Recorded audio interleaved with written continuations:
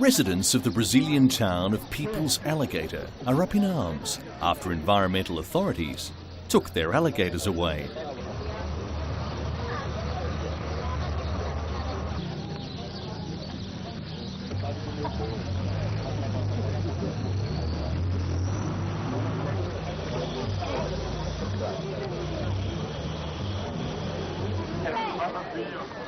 State Environmental Agency IBAMA impounded the 3 alligators living in the fountain in the town's main square after an anonymous tip-off that they were not getting proper care.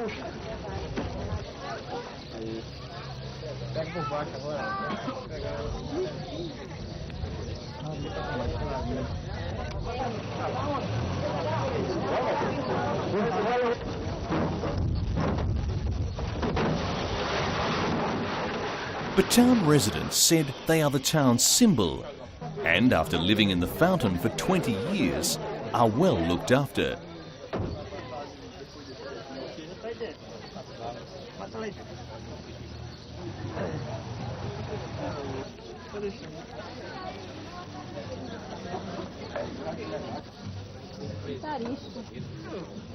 People's Alligator got its name when it was founded in 1957 because an alligator was found in a small river nearby, a rarity in Brazil's dry northeast.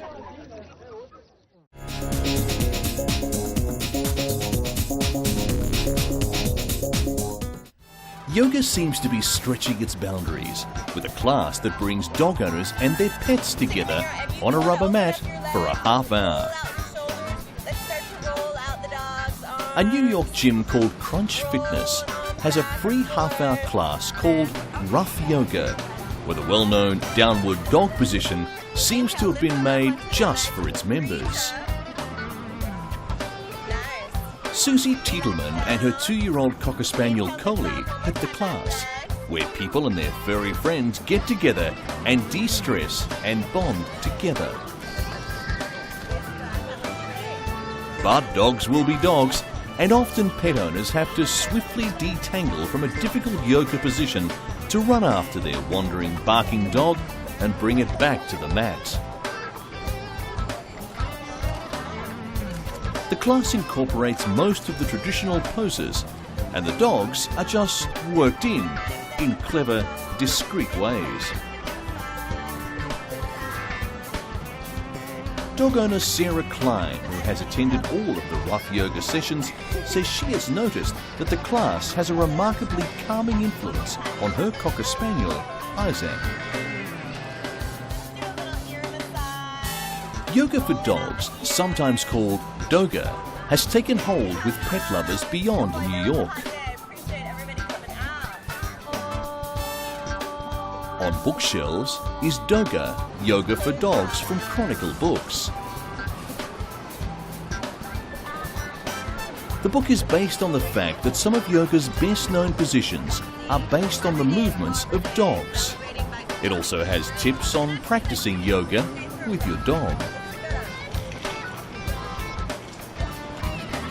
And yoga guru Bruce Van Horn says he has noticed with his own dog that the relaxation of yoga can rub off.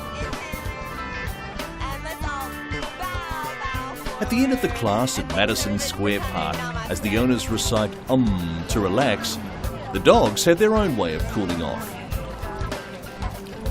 A quick dip in the pool with their fellow furry friends is a perfect end to the rough yoga class.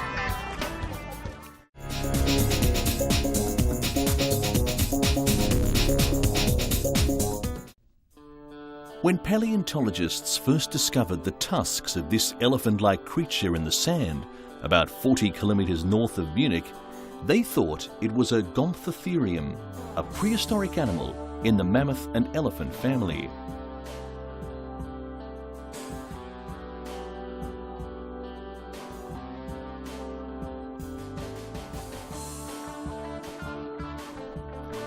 Hans-Joachim Grigor saw the remains of the bones by chance as he was driving past the sandpit one day.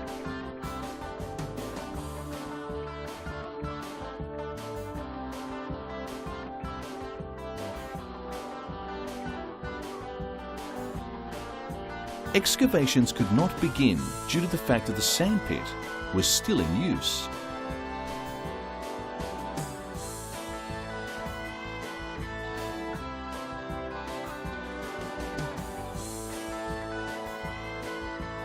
Grigor said he noticed two brown stripes in the wall, parallel to one another, which could have only been two tusks.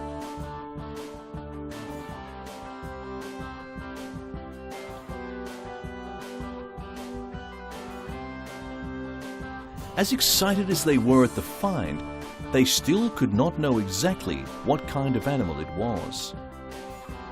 As the digging got underway, Grigor said the scientists were astounded to discover that it was not Gomphotherium at all.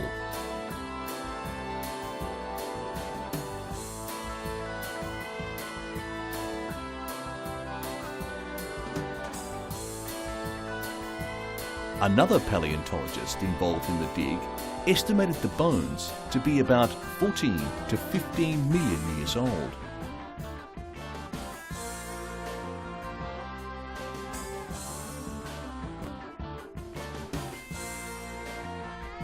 Some have been destroyed through the sandpit digging, but a shoulder blade, a thigh bone, some vertebrae, and the shovel-shaped tusks are still in relatively good condition.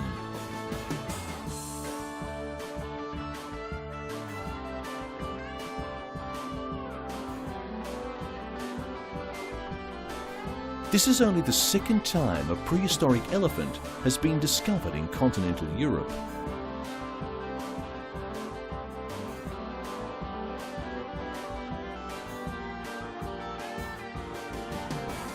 In 1971, scientists excavated a near-completed animal in Mühldorf, also in Bavaria.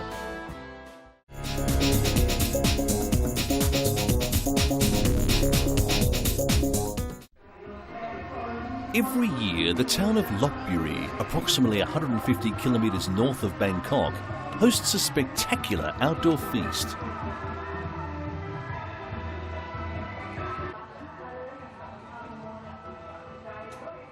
The guests of honour have a blast climbing over the food, stealing treats from each other and tossing their leftovers onto the ground.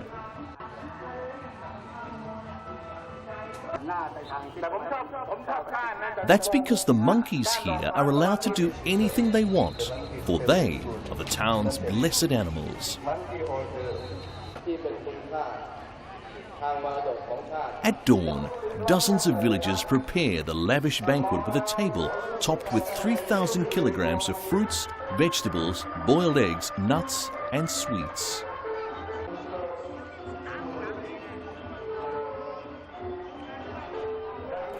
The feast is a celebration that commemorates the close relationship between beasts and human beings.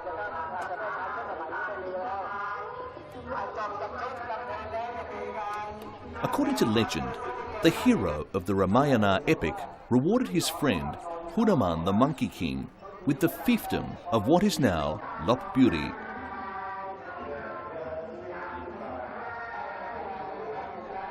Nowadays, local residents still believe monkeys rule over the area around the town's most sacred sites, the Khmer ruin of Samprangyod and the nearby shrine of Sanprakan.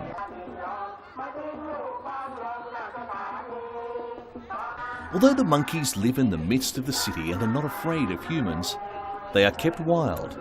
Wild enough not to be shy about climbing over the huge tables of fruit and vegetables, drinking soda out of the can, and grooming each other in front of their hosts. But as much as this feast is monkey business, villagers and other visitors do keep watch over the energetic monkeys as they like to grab things.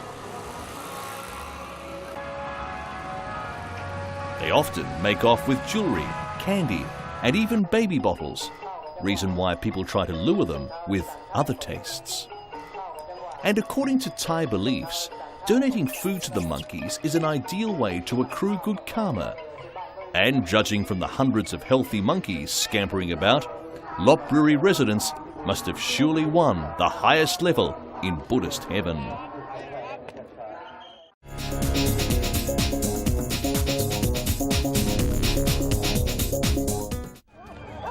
In a distinctly Kiwi version of Pamplona's famed Running of the Bulls, the small New Zealand town of Te Kuiti witnessed its own woolly version. As part of the ever-popular New Zealand Shearing Championships, where the country's top farmers bid to outdo each other in removing a sheep's fleece, organisers decided to parade 2,000 sheep through the town. With the legendary All Black rugby player Colin Mead leading the flock, it seemed that nothing could go wrong. But the sheep, perhaps in revenge for the humiliation of being sheared in public, took it upon themselves to take off on an unscheduled romp through the town. After the fun and games, the serious business of sheep shearing was the focus, as shearing legend David Fagan again competed for another title.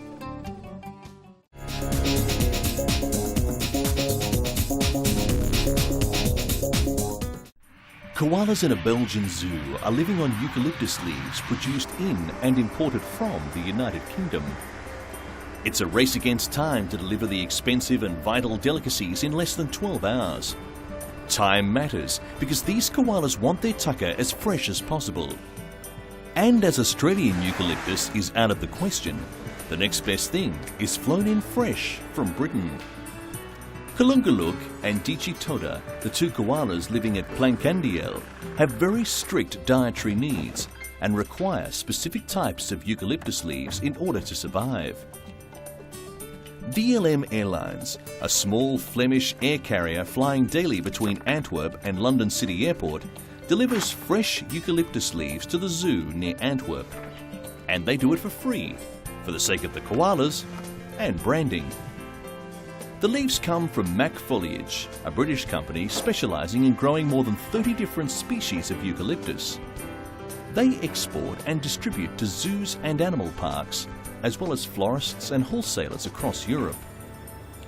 The zoos of Duisburg in Germany, Bourval in France, and Vienna in Austria are also feeding their koalas on Devon-grown eucalyptus.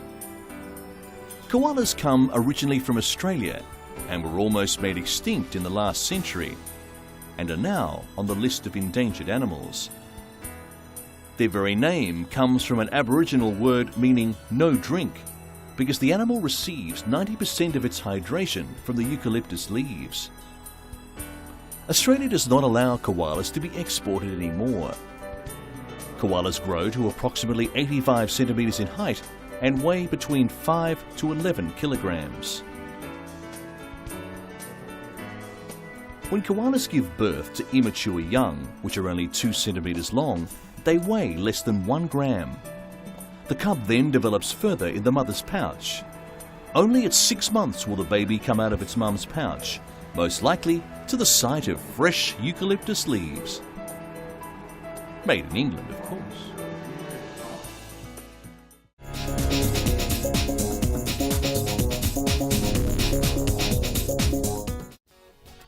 Debeo, an 11-year-old female golden monkey in Beijing Safari Park, gave birth to twin males.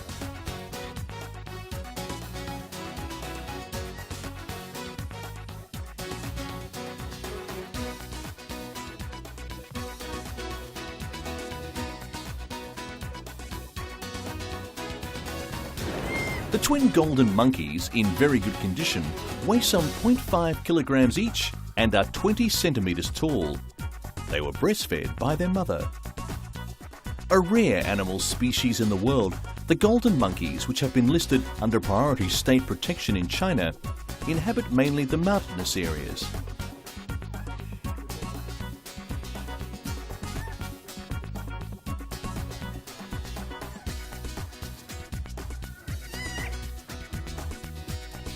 There are only about 10,000 left in the wild, and since the group is relatively small, it's quite rare to find twin golden monkeys.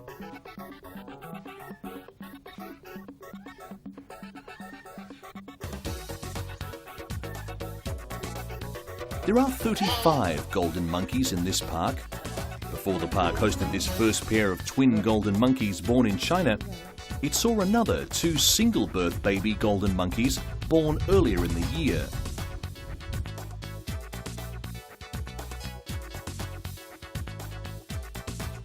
It seems that in the year of the monkey, golden monkeys were very productive.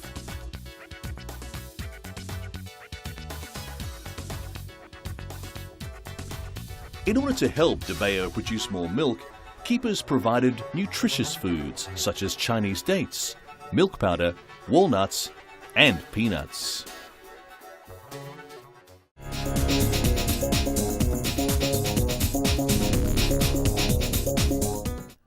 Kaguya the mouse looks like any other mouse you might find in a laboratory, except she was created without help from a male mouse. Bees, ants, aphids, some fish and reptiles reproduce without having sex in a process called parthenogenesis. But creating a living mammal from same-sex parents was thought to be impossible until now. The birth of Kaguya, the daughter of 2 female mice, shows that a healthy mammal known as a parthenote can be created without any male help. Mammals inherit one set of chromosomes from their mothers and another from their fathers. Embryos containing only female chromosomes usually die early in the womb, and those with only male genetic material are abnormal. The fused eggs were chemically activated to produce embryos that were implanted into the wombs of mice. Only 0.6% of the embryos created survived. It took hundreds of fused eggs to produce 28 offspring, but Kaguya was the only mouse to survive. The research showed it was highly unlikely the technique could be applied to humans.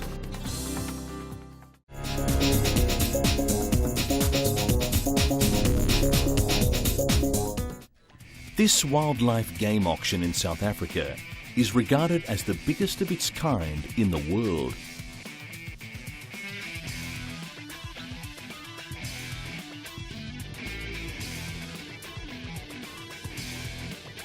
It's held every year to provide the country's public and private game reserves with an opportunity to buy wildlife from other game reserves that have an overabundance of certain species.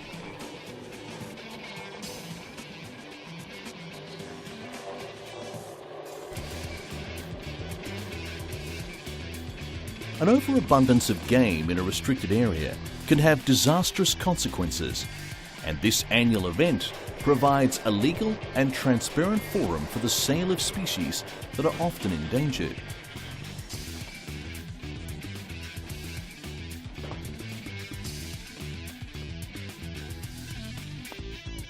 Revenues derived from game sales are utilised for conservation programs.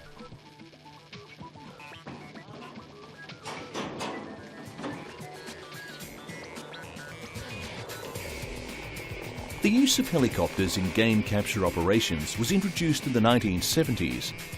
Large mammals like the rhino are located by air and darted with minimal stress before being relocated using special heavy lift helicopters.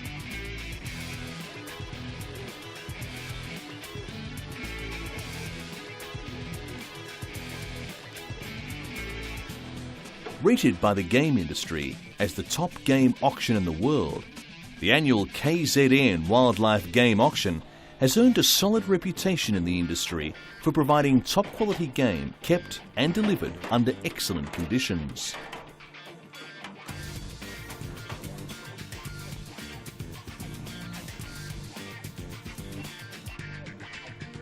Species to be caught and auctioned this particular year included white rhino, nyala, kudu, zebra, giraffe, ostrich, blue wildebeest, warthog and impala.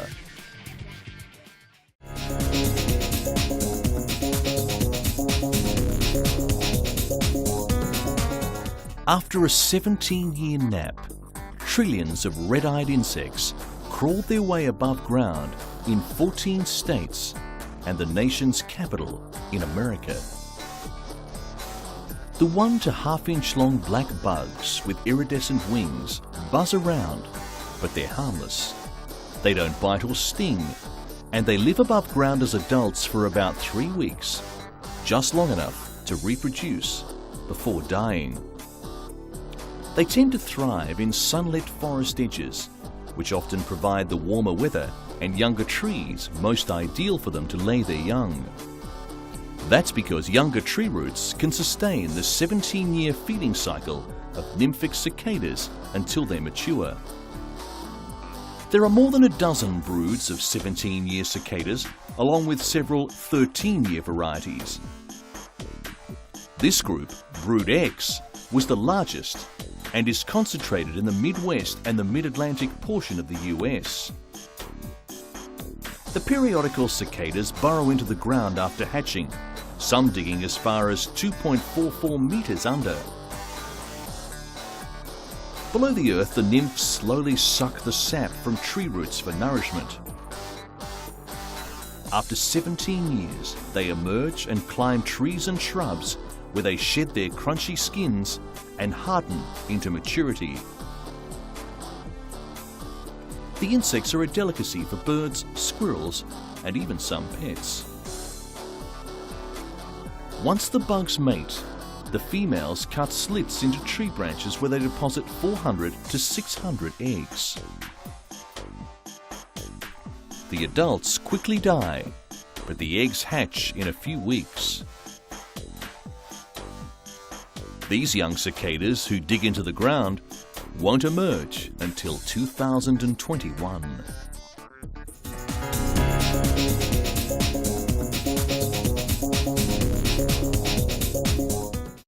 This may look like three frogs mating, but experts believe it's actually one frog with 3 heads. This unusual amphibian also has 6 legs.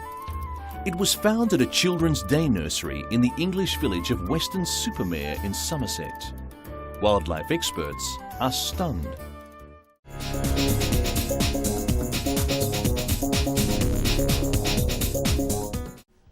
This modern version of Noah's Ark is situated in the basement of London's Natural History Museum's Darwin Centre. Thanks to DNA technology, the genetic imprint of any species can now be preserved. From this, the core collection will be stored here and at the Zoological Society of London, creating the world's first DNA and tissue bank for all endangered species. Priority will be given to animals in danger of extinction within 5 years and those extinct in the wild. The focus will then turn to those expected to disappear within decades. Sir Crispin Tickell, formerly UK Ambassador to the United Nations, is the patron. The first entries include a yellow seahorse, a dove from Mexico, and a horned oryx from North Africa. 300 years ago, the dodo, a flightless bird, was hunted to extinction. And launching the Frozen Ark should be a major step towards ensuring as many species as possible continue to enrich our world.